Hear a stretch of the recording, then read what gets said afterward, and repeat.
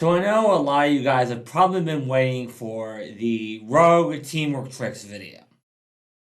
Unfortunately, my plan is to cover the Rogue when the remaster comes out, because that is my favorite class and I want to make sure I do it right.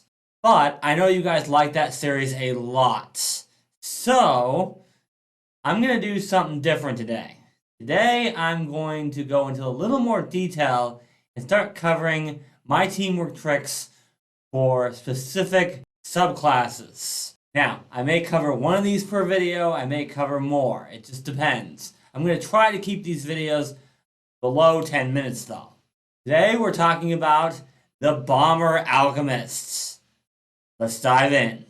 Before I get into the specific tips for the Bomber, I should talk about something that's important for all alchemists. And that, of course, is Quick Alchemy.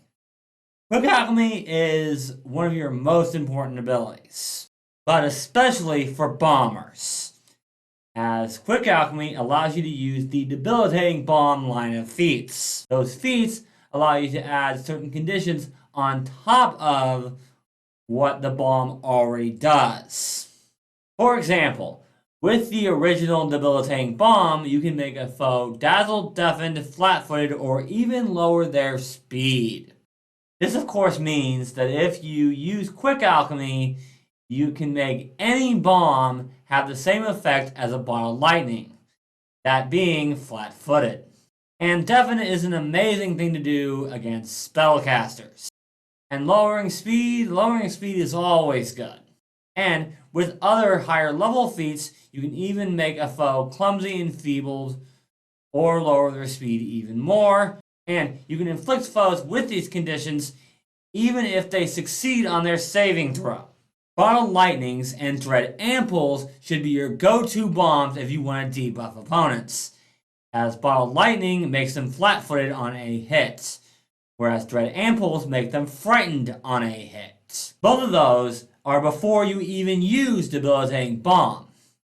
So, if you throw a Bottle Lightning, you can also make them clumsy if you have greater Debilitating Bomb, and lower their AC even more. Plus, you can do something similar with the Dread Ample. It's just for Debilitating Bomb, you gotta choose flat-footed. If successful, both of these lower the opponent's AC by at least 3, thus making it a lot easier for your entire party to hit that creature. Plus, Frightened from the Dread Ample also lowers their ability to hit your party, making that even better.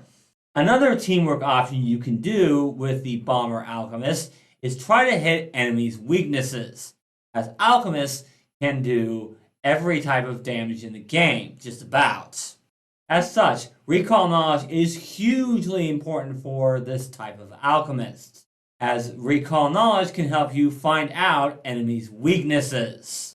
Luckily, the alchemist is an intelligence-based class, so that means you can use Arcana or Occultism or even a lore skill to figure out what the enemy's weakness is. You can also find out what their lowest save is and other stuff like that.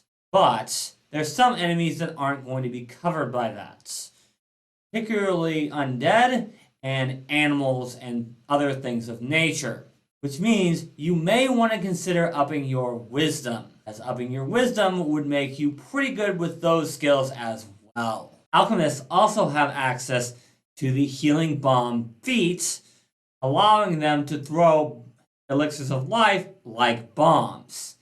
And you don't even have to hit the target, you just can't critically fail to heal them, making this a great option for Bomber Alchemists. You can also use Smoke Bomb to give allies concealment and possibly run away from the fight if you need to, as running away from the fight is an option that a lot of people don't realize is one.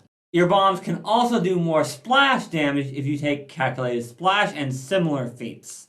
And remember, the target takes the splash damage even if you missed with the bomb. You just can't critically miss. If you critically miss, they take nothing. And while some bombs do persistent damage, you can do persistent damage with any bomb with sticky bomb. That means that the target of the bomb takes persistent damage equal to the splash damage of your bomb. Meaning, all you have to do is hit once, and they're going to be taking that persistent damage every round unless they spend an action getting rid of it. Which, of course, as I've said many times on this channel, if you can get an enemy to do something other than attack you, always a good thing. But alchemists do have their problems. For instance, without a Quicksilver mutagen or something similar, you're not going to have great accuracy.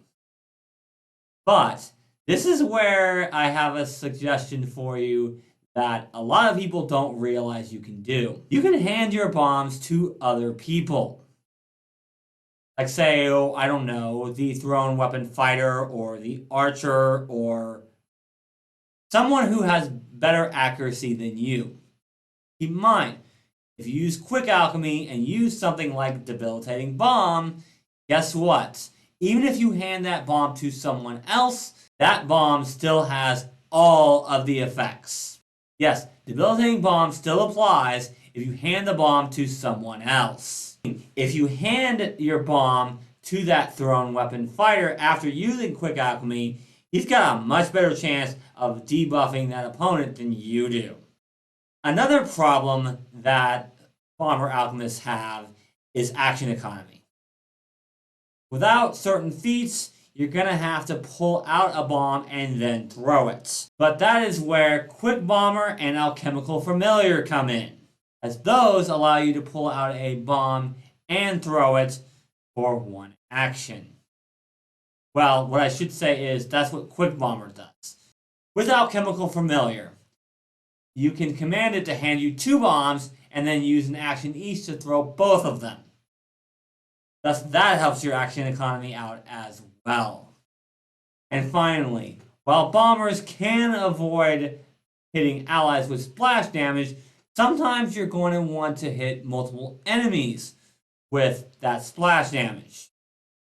But without directional bombs, you can't do that without maybe hitting your allies. But directional bombs does allow you to make the splash damage a cone, thus hitting enemies and not allies. If you guys like this video and want to see more videos like this, don't forget to leave a like and subscribe to the channel for more Pathfinder 2e teamwork content. You can also check out the Patreon page in the description below. If you guys want to see more broad tips for classes, you can check out these videos here. Thank you guys so much for watching, and remember, teamwork is vital.